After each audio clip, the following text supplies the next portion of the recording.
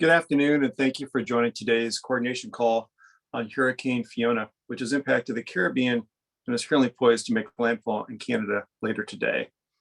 My name is Rob Glenn, the Vice President of Global Resilience at the U.S. Chamber of Commerce Foundation, and I'll be facilitating this call today.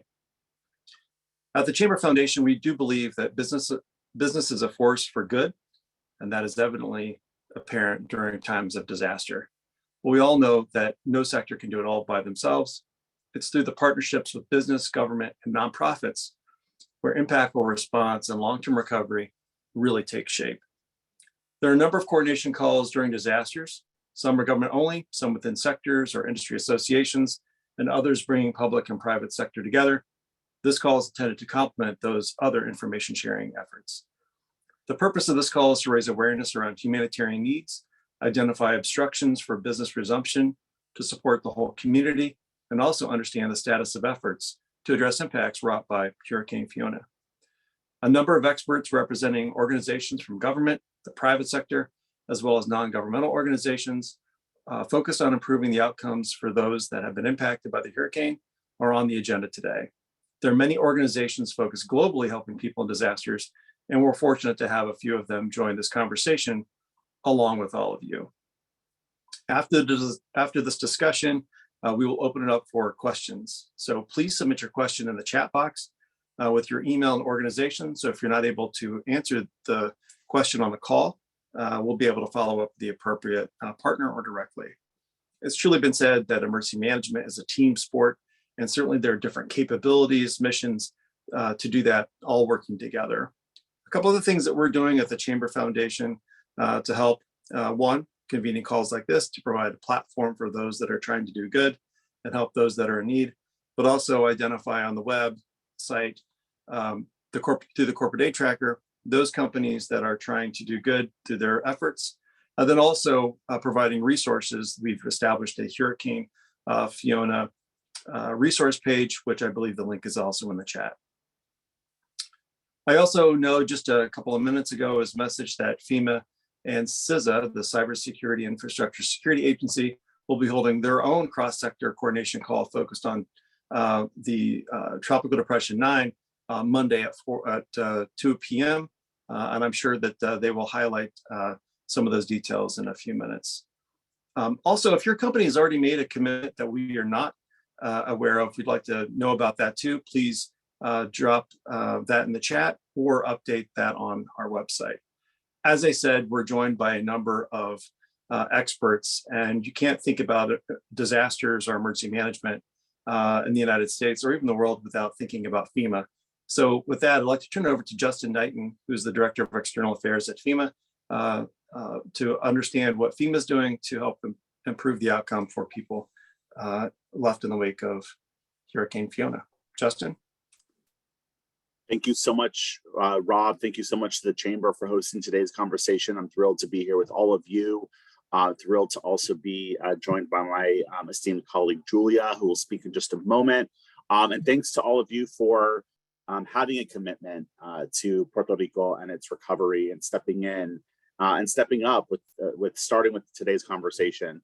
I'm sure many of you have been in the mix doing a lot of work already. But happy to be here to give a quick operational update. As you all have been tracking, the president did approve a major disaster declaration. This included a lot of counties across the island that have been included for individual assistance.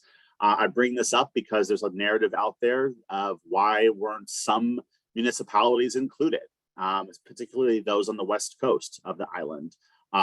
Those municipalities that were also maybe a little harder hit than other parts of the island. As those of you who are familiar with the declaration process, we have to show data and damages, examples of those damages through data, rather, to help provide the justification and rationale for including them in the DEC process. And those locations that are harder hit are just taking a little bit more time to pull.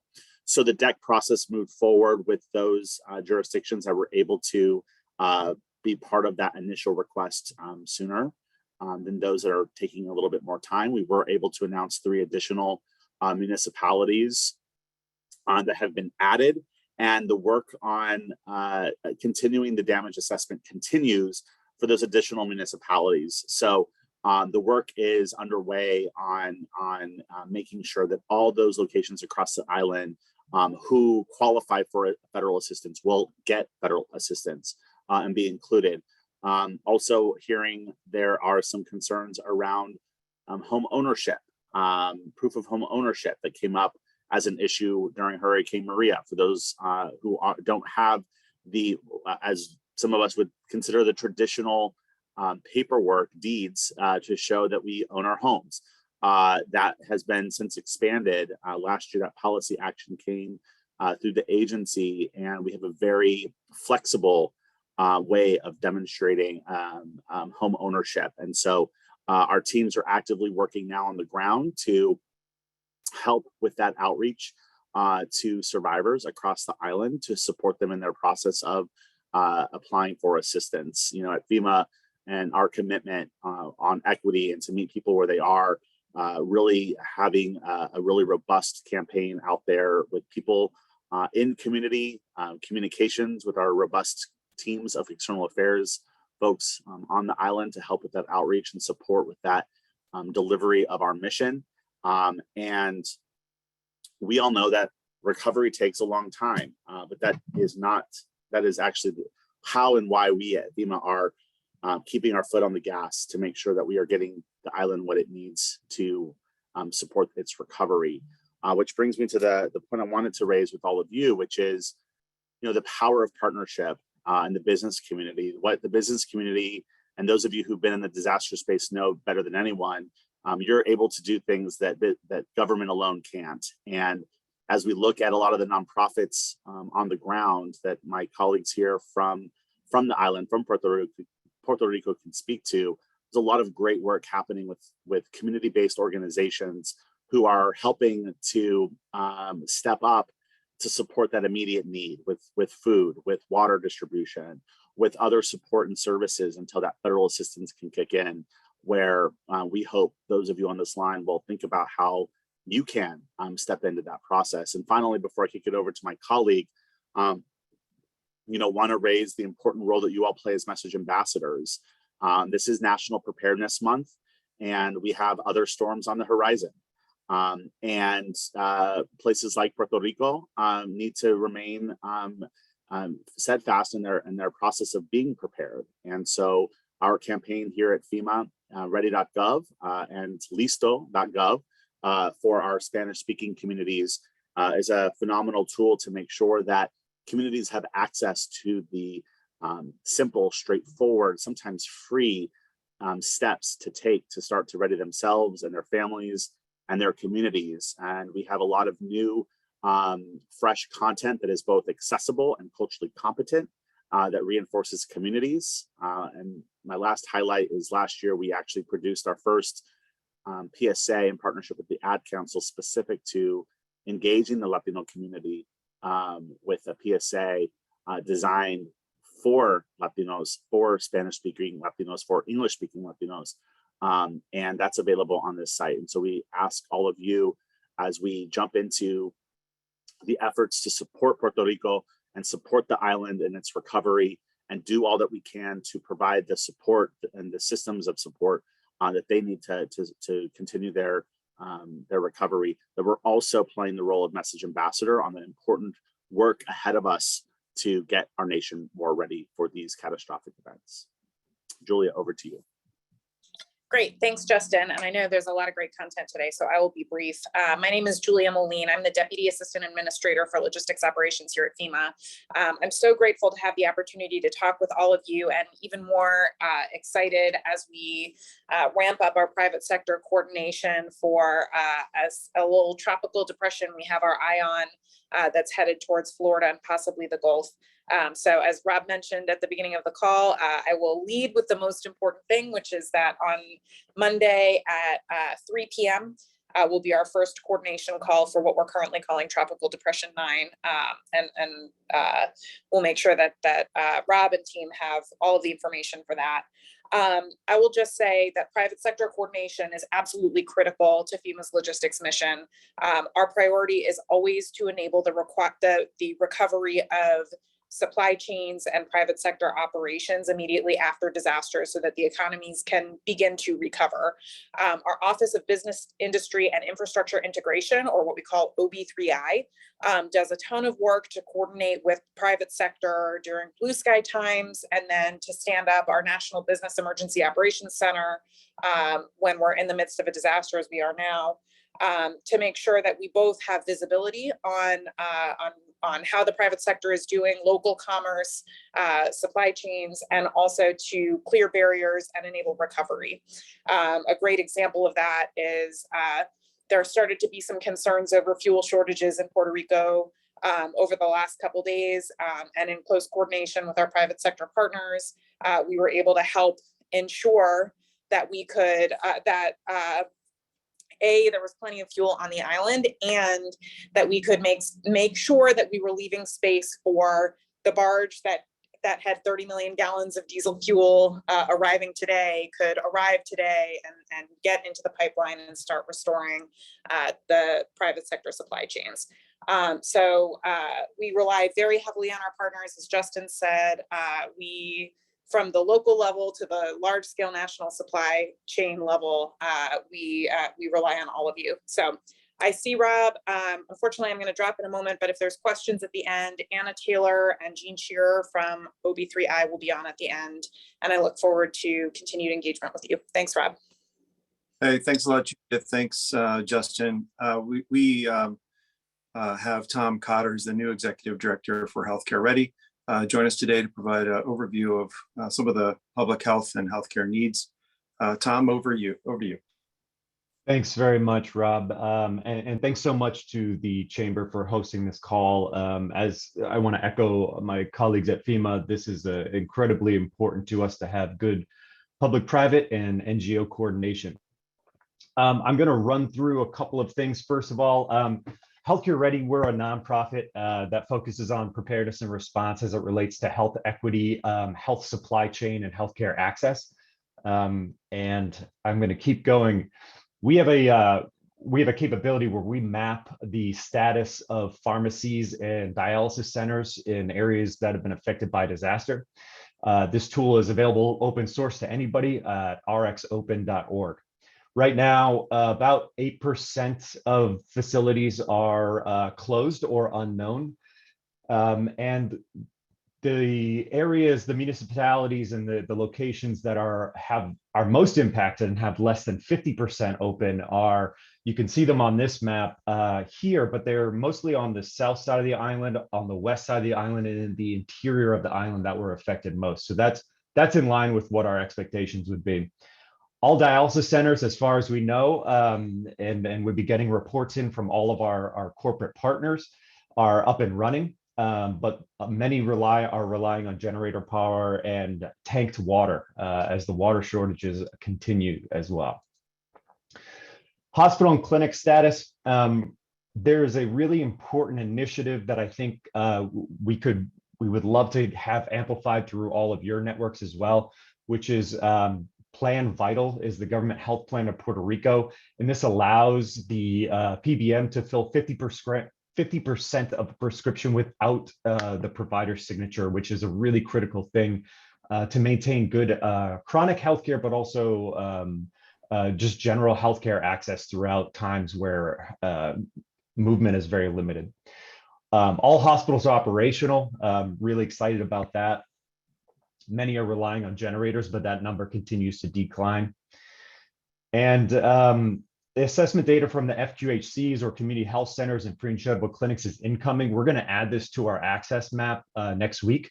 But from our reports, they're largely up and running with a few exceptions, but they do have needs as in electrical power, tarps, and fuel needs as well.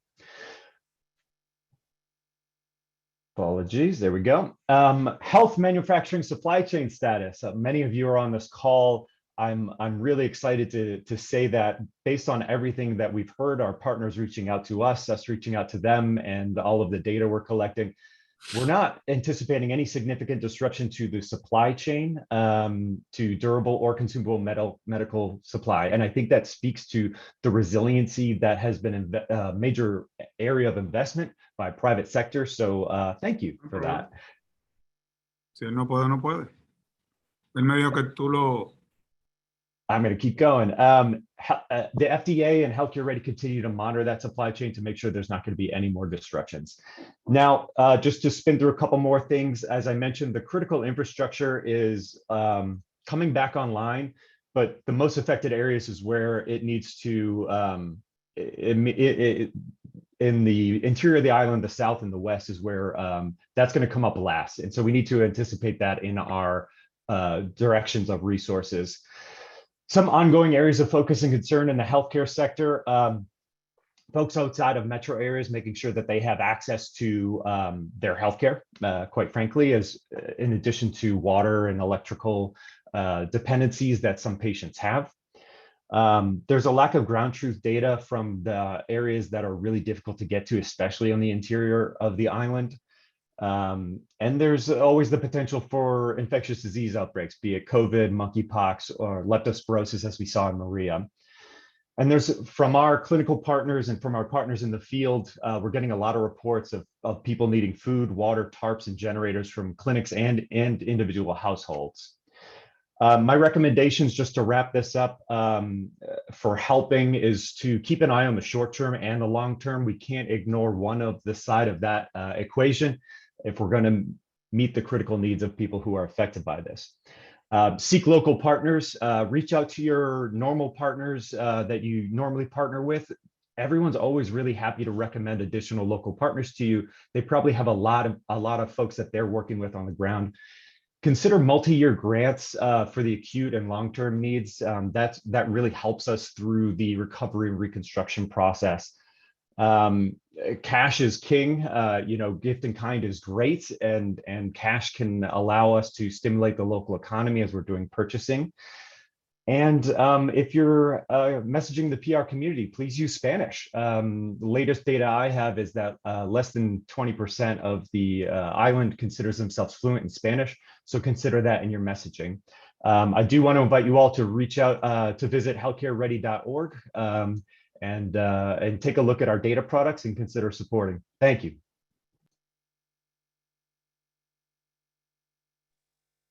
Hey, thanks a lot, Tom, for that overview. And I know that we'll probably have some additional questions related to healthcare during the Q&A portion of our time today. Next on the agenda, we have Kathy Fulton. Kathy is the Executive Director of the American Logistics Aid Network. Through her work over the years, starting with Hurricane Katrina, along with Alan, she's no stranger to the challenges of moving anything during a disaster, but also the nuances of Puerto Rico's supply chain system. So Kathy, I'll turn it over to you to give us an update on your view of how things are going and potentially how we can potentially employ best practices from a humanitarian standpoint. Kathy? Yeah, thank you, Rob, for the invitation to speak today. For those of you who don't know us, just a quick note on who ALAN, or American Logistics Aid Network, is. We're really a consortium of the leading supply chain and logistics industry associations. We do a couple of different things, including supporting the nonprofit community through donated logistics services. And we support the business and government community by information sharing and coordination activities. Like all of you, we've been watching what's happened in Fiona all week, and we're staying in constant communication with our partners, many of whom are in Puerto Rico, formed unfortunately through relationships during Hurricane Maria. So we have a strong network of partners with operations on the island. So I want to share a few things that we're hearing from them, specifically about the logistics and supply chain activities. The primary logistics hub for Puerto Rico is based in and around San Juan, Bayamon, largely undamaged, and general supply chain activities are resuming. The ports around the island are all open. And so most of the concerns are not about the supply challenges, but really about those distribution challenges into the interior of the island. Many communities that are struggling are because they're they have infrastructure damages, and many of these communities have equity issues even in the best of times. So paying close attention to those communities and how they can best be served. FEMA mentioned the status of power and water and communications. Those are all critical inputs to support the flow of commodities. We're continuing to monitor the status of those, specifically, power and water, as those seem to be the most disrupted. We're also looking at the availability of fuel. Julia mentioned that the supply of fuel is not a challenge. What is the challenge is, again, that last mile distribution, just long queues at fueling stations. And so as that gets worked through, and the supply stays consistent, we don't expect any challenges there. One thing we are monitoring closely is any impacts from Tropical Depression 9 that storm may have on Florida and the Atlantic ports. Most of a good portion of the supply that flows into Puerto Rico comes out of those ports on the East Coast. And so we're just going to be watching those items closely and staying in communication with those shipper and carrier partners. And then I just want to take a moment to talk about the best way that we see businesses being able to support the activities in Puerto Rico. And I really applaud all of the amazing work that's being done. Our organization has been able to place those donations of logistics materials and services to help, especially the food bank on the island to prop up their distribution efforts. But I just want to remind everyone, and I know that it's been stated before and will be stated again, I'm sure that the best way to do that is through cash to the nonprofit organization of your choice. When I think of this, I think of it from a supply chain perspective, a logistics perspective, and we don't want to be moving items in that I know everything is needed right now. I know there are people who have lost everything, but many of those things are available on the island. Grocery stores are open. A lot of stores are open and conducting transactions. So we just want to make sure that we're propping up, we're supporting the economy of the island and the survivors in Puerto Rico through the best means possible. And that means giving cash to organizations that can help support the survivors directly. With that, I'll end my comments and look forward to any questions there may be. Thanks, Rob. Thanks, Kathy. And as I think every speaker has shared, there are those that are on the ground making things happen, and that's we're going to be joined by two key organizations that help do that. First, we're going to be joined by David Guadalupe, who leads the Puerto Rico chapter of the Volunteers Organizations Active in Disasters, or the VOAD, PR-VOAD. So, David, I'll turn it over to you to talk about what's happening on the ground, and then we're going to talk to the Puerto Rico Chamber of Commerce. David? Hi, everyone. My name is David. I'm the chair of Puerto Rico VOAD, and thank you for this opportunity. Puerto Rico VOAD, VOAD is Voluntary Organizations Active in Disaster. We are a coalition of organizations representing different sectors that offer a lot of support in the disaster field. Puerto Rico VOAD is an organization that covers 80 organization members, but we have more than 2,600 organizations connected by the long-term recovery groups that we develop in the island with FEMA. And that's put us in a position that we have the best network right now in the island, and the bigger one, to connect organizations in the field and try to give the needs that provide the needs that they are presenting in the field. We have a great structure, and we have a great organizations doing a lot of work. They have a lot of issues in the field, trying to respond not only in some places food and water because community have a lot of floodings around, and they are asking about a little bit of photo blood, but more about clothes, more about school supplies, more about hygiene kit, cleaning kit that they needed just to get back in the new normality that they needed. The best tool that I can share with you is that we develop a good work developing LTRGs around the island. The long-term recovery groups are a smaller coalition of organizations that represent a lot of sectors around the regions, and we connect organizations in the entire island, including Vieques Culebra, the smaller islands. With that, we provide all the information, all the resources that the people needed. And the best part is that, yes, we need support in the response, but the recovery stage is a very important because that's a place that we are going to make the reconstruction, rebuilding, cleaning up, and a lot of things.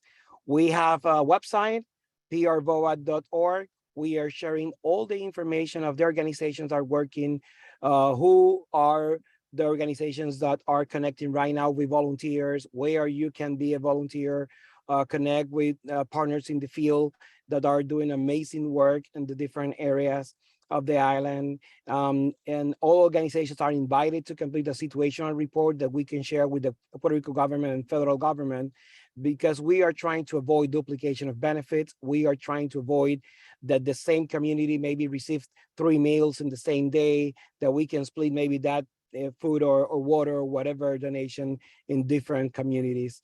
And also we are sending all the person that want information about donations and volunteer to the website, because all the information is there and we are ready to support. Here's the website, here's my email, and any question, anything that we can support, we are here for you. Thank you.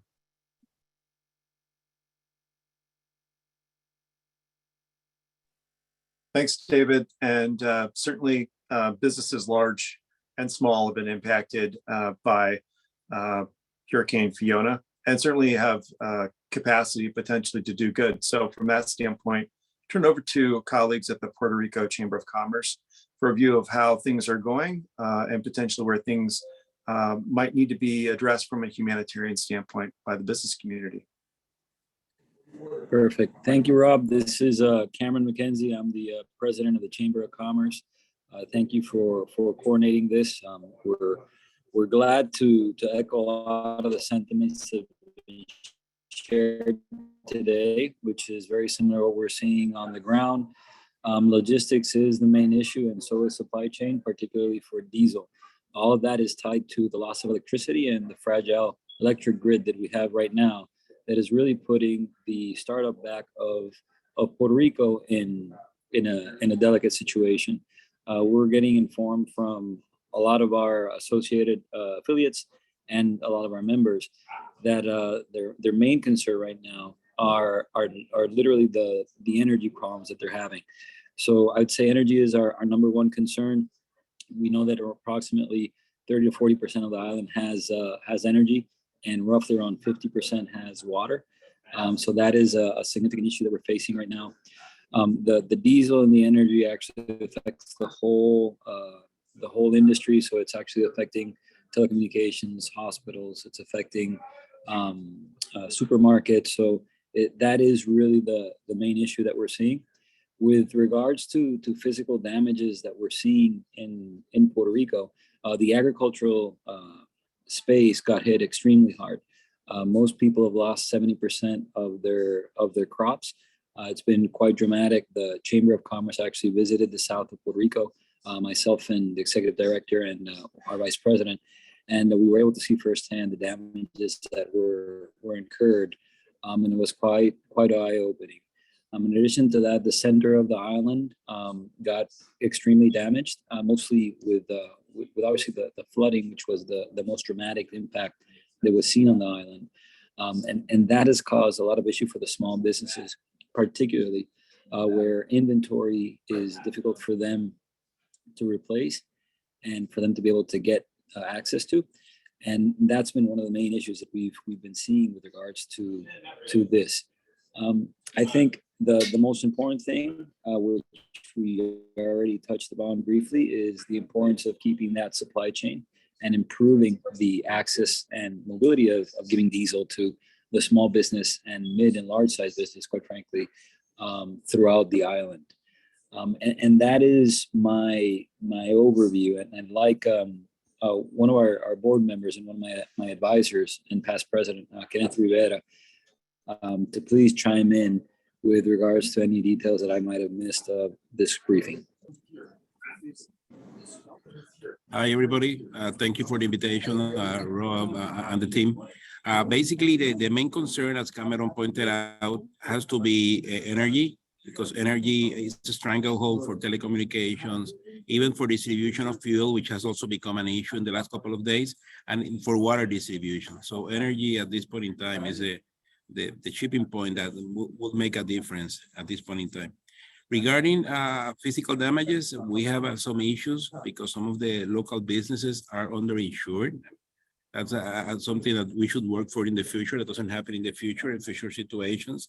And bear in mind that other businesses still have pending claims from Maria. Not all the claims from Maria, which was 5 years ago, have been resolved. So that should also be an issue. One concern that the business community has, and was a situation in Maria, was the thing about the supply chain. The supply chain, we should try to take all the necessary steps so the supply chain for the businesses is not interrupted as part of this situation. Regarding the people's needs, and I will be brief here, there are still some reconstruction needs from the, not the business, but the personal side. People, particularly in the south part of the island, in the central part of the island, have lost their homes. So it has been very necessary for them to find places to live temporarily, but also how to reconstruct them. As people that had small businesses in their near their homes or in their own homes are also suffering because of that. We also have some issues regarding some public buildings. As you can recall, some of you, 3 years ago, we had some issues regarding some earthquakes in that same area, the south west part of the island. So some of the schools had to be torn down and reconstructed. There has happened everything. Some of the old schools were destroyed by the hurricane. Some of the ones that were new were destroyed, and some of the ones that were in process of reconstruction. So the reconstruction of the schools would be an issue for that part of the island as well. Regarding personal items, as you guys pointed out correctly, clothing, food, access to medicines become an issue. And the last 2 points that I wanted to point it out, and that was the reason Cameron, myself, and the VP from the Puerto Rico Chamber, we are in New York and we'll be in DC next week. And it also touches the needs of the people of Puerto Rico. We are working in something we call an equality pledge that basically asks for parity in health funding. And there's a bill that's currently underway, HR 7997. And also parity regarding food security. Puerto Rico still under the NAP system, under the old system. We are not under SNAP. That's an issue because SNAP, when a disaster happened, the benefits automatically increase. Under NAP, we get the same block grant, no matter what happens. And now something happens, so it becomes an issue for the people in Puerto Rico. Thank you for your time. So thank you everyone for this. And if there's anything you need from the Puerto Rico Chamber of Commerce, please feel free to reach out to us. Thanks. Thanks for providing that overview, both from boots on the ground standpoint, from voluntary organizations active in disasters, but also from a commercial standpoint. We have a number of different questions, and hopefully we will be able to get through all of them. If there are additional questions, please put them into the chat and we'll work our way through them as we can. And I guess this is probably best directed back to the chamber and to VOAD.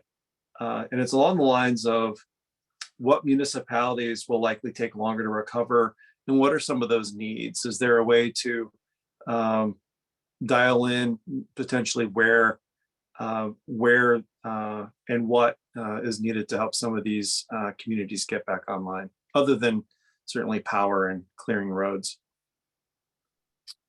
Well, I can start. I think that the municipalities on the west mountain on the island that received not only the impact of Maria, also the earthquake. I think that we need a lot of support there.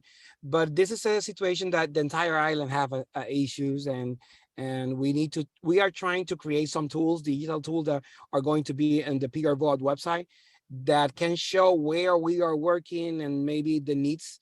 We integrate a crisis cleanup map too that just identify where we are doing the cleanups and the needs.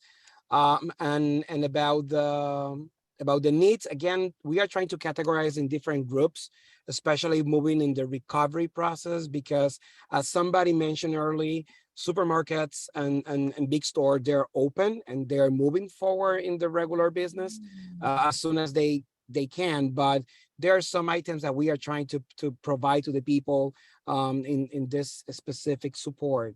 And I don't know if I missed a part of the question, but I think I answered. Sure. Robert, ahead. you want to jump in as well? Sure. Sure. So with regards, I agree and echo your sentiment.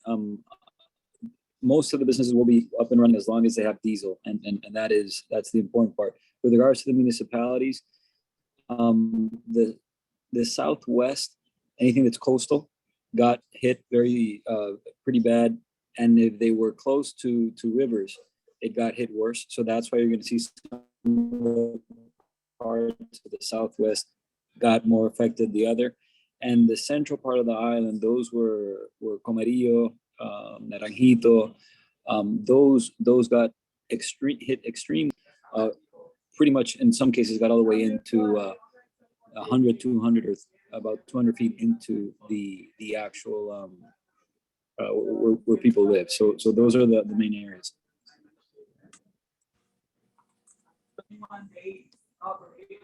Thanks. And one of the other questions that was raised is along the lines of, and it ties to diesel and to the municipalities. What specific routes potentially need to get reopened? Because if distribution is the real challenge for food and fuel, and how is that getting communicated either from an NGO standpoint or to the government that's responsible to clearing those roads? So if I understood your question correctly, the distribution of diesel is the key issue. The access to throughout Puerto Rico, except where some of the roads actually broke down, is the main concern. The National Guard has just been called in to give critical supply of diesel to certain facilities. That'll allow more flexibility now to the private sector to be able to attend to the businesses. So that should theoretically, as long as we can keep the energy with the main terminals actually up and running, that should reduce the amount of stress that's been put on the logistics. So as long as the government comes in, helps us distribute to the critical factors, the private sector can now start focusing on supplying them. I think we'll have a better chance to be up and running, hopefully within, I don't want to put hours to it, but let's say within the next week. Thanks. And it's a related question to Kathy. So it does address last mile. Any sense on how routes could potentially be prioritized for reopening, but also other supplies that could be delivered? So it's not just fuel, but there are other humanitarian supplies that need to be delivered. Do you have any insight, Kathy, on how that's occurring right now? Yeah, and I think the Puerto Rico Chambers has hit the nail on the head. There's levels of things that need to happen so that the private sector can resume their activities. If we can take some of the burden off of them, prioritizing those routes is a little afield for me. Those are local and territorial decisions to be made. But there are definitely humanitarian needs, and prioritizing those, in terms of fuel to power generators and water, as water continues to come back online, but potable both potable water and water for waste purposes, right? So getting those utilities back online and thinking of it as a hierarchy of needs to prioritize the restoration of those services. Okay. And you mentioned a couple of items, and it does lead, I think, well into a few questions for Tom over at Healthcare Ready. And both of them are to some degree related. The first is, and it includes, if the National Guard can't get the diesel out by this weekend, any concern around dialysis labs and how much diesel they have. And I would imagine that also would include hospitals and other kinds of healthcare facilities as well, Tom. Yeah, I share that concern. As we're talking to our dialysis center partners, most of them have 3 days or less of fuel on hand. So that's going to be a major concern as the power outage continues. And I think that may lead to some prioritization decisions on behalf of the National Guard and other federal, private, and NGO partners. The other thing to consider here is also there's a lot of people who is by CMS defined as electricity dependent, people on ventilators, people on home oxygen concentration, etc. That's also going to be a major issue as those people go to hospital centers to seek care, continuity of care. And then there was another question around hospitals, and certainly there's a lot of frustration that exists. It's not as bad as Maria. Number of hospitals on the grid versus off the grid. It seems like there are more hospitals now on the grid than are not. Mm-hmm. And a question basically, is it prudent to remain on generators until connectivity to the grid is assured for patient safety? It's a good question, and one that is a bit outside the scope of what I am willing to weigh in on.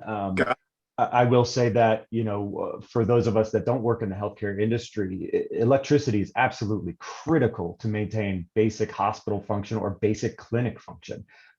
So I assume that they're doing anything they can to make sure they're maintaining access to electricity.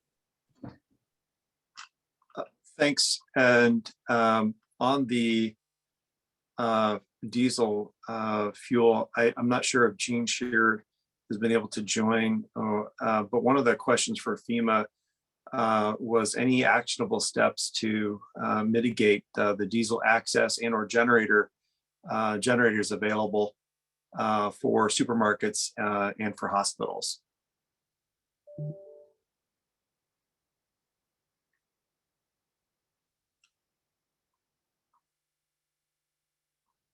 I know that, go ahead, Justin. I was just going to say, I don't know if our logistics folks are still on, but we can take that question for action and find a response. Okay. The other question, Justin, while you're here, is what's the best way for people to get help from FEMA? Where do they go to get help from FEMA? Do they have to go to a disaster recovery center? Can you cover a little bit of that, please? Yeah. So since the deck was just approved, that work is being stood up now. And so the good news is that we have a lot of teams on the island. We've hired hundreds of people over the years who are from Puerto Rico, who live on the island, who are members of the FEMA workforce. And so they have offices throughout the island, and that work of setting up those DRCs, some already exist because of ongoing work in the recovery space for Hurricane Maria. And I would imagine, don't quote me, that others are to be set up. And so we should have that messaging out very soon as far as the specific locations of where we have DRCs, the teams that we'll have going door to door to help with that. That all is being set up as we speak. Thanks, Justin. And we have a couple of other questions, and some of them might be more for VOAD, but certainly welcome other points of view. One is around shelter numbers. The shelter numbers are going down with fewer people in shelters today than earlier in the week. does this mean households are recovering? And then what is really needed to help these people get back on their feet from a humanitarian standpoint? Yes, I just received the new update of the shelters. I'm trying to see it, but we are around 40 shelters open and less than 500 person in the shelters. That start size down just 2 days ago, and that's great. But sometimes is the people are connecting with their parents or or the person in the field that are willing to give it a space. It's not necessarily the house is already in place or the houses is ready to be there. We are trying to connect with the people to just give in a little bit of information about not only FEMA information, just how can we support in the clean stuff to be ready or preparing to be ready to just move it. That's the majority that we are doing right now. That's the reason that we are trying to use the tools. Right now we have 27 shelters open and 324 person in the shelters at this moment. David, one question directly for you is how active in some disasters, amateur radio operators are key. How active are they in this disaster, and do they need assistance for help, or what kind of assistance are they providing? Yes, we have a lot of radio amateur around the island, and they are supporting the effort since the hurricane season, especially in the west of the island. I hear a lot of that, communicating with the emergency management office, trying to give the support to the people. And that's something that we identify in the meetings with the long-term recovery groups and organizations this week, because after the blackout in the island, we have internet issues, and it's very complicated sending message or emails that connect all. And that's something that we are going to start a conversation. How can we provide more radios, training license and equipment to organizations around the island that we can be ready for any other situation in the future? But right now, the power is starting back in some part, and internet and cell phones are better than the beginning of the week. And then also, there's a question here about the need for supplies. Certainly in a flood, is it, you've got to clean out your house, you have to muck out the house and other structures. There's a need for supplies. How can we ensure that they get to the NGOs at the local level? Can you maybe describe how that potentially works, David? Yeah, I think that we need to clarify that VOAD is not a government organization. We are a nonprofit. As a coalition, we coordinate with the NGOs in the field, and we are creating tools that they can tell us what they needed, what the people need in the field, try to connect with the resources and send the resources directly to the community using the NGOs and other partners that we have in the field. And I can be sure that we are doing our best to just having a lot of things to the survivors, directly to the survivors, and not using any intermediary in the process. Thanks. I'm eyeing the time. Just trying to make sure that we are able to try to address all the questions. And it looks like, so there's a couple of, bookkeeping questions. One related to copies of slides. We'll have to go back and check with the owners to determine if we can share those. There will be a recording of this call available on the website. And I will ask each of you if there's one last item that you'd like to share, particularly from humanitarian needs, how best to help, given we've got so many people on this call. So first I'll go to FEMA and ask FEMA if there's any additional material they'd like to raise as we start to close down the call today. Thank you. I just wanted to, again, lift up the fact that active work in those remaining municipalities is happening. It's underway. We are very focused on getting, again, all those municipalities included into the deck as possible to make sure that assistance can be provided. the reality is that some of those harder hit places are dealing with a lot, and just the active work is happening to make sure that we can get them included, knowing that they have a lot on their plate right now. And just want to say, as future storms come, they will. I just ask that we all keep Puerto Rico top of mind, and we remain steadfast in how we show up and support Puerto Rico from all of the places where we have positions of power and privilege, because the news narrative and the conversation will shift to other storms, but we can't lose sight of the fact that that there are a lot of people that need a lot of support. And so just ask that we all remain committed to that recovery and to the people, and we show up with all that we can to provide that support. So thank you. Thanks, Justin. Kathy, anything from Alan's standpoint that you think is important as we exit the call today? Yeah, I just the continued monitoring of the diesel fuel and all of the restoration of services. But echoing everything that Justin said, we don't want to lose sight. This is certainly not a short-term response for our partners in Puerto Rico, and just the needs will be there for many months to come. Thanks, Kathy. And then so for our colleagues actually in Puerto Rico from the VOAD and for the Chamber, any last words from your standpoint before we close the call today? Yes, thank you for the opportunity. I'm sorry. No, go ahead, please. Thank you for the opportunity, and thank you for this space. And yes, we need support in this response stage, but also in the recovery, and everyone can support us to its rebuilding and reconstruction in the homes of thousands of people. Please share the information with us, and we are happy to connect with nonprofits. Thank you.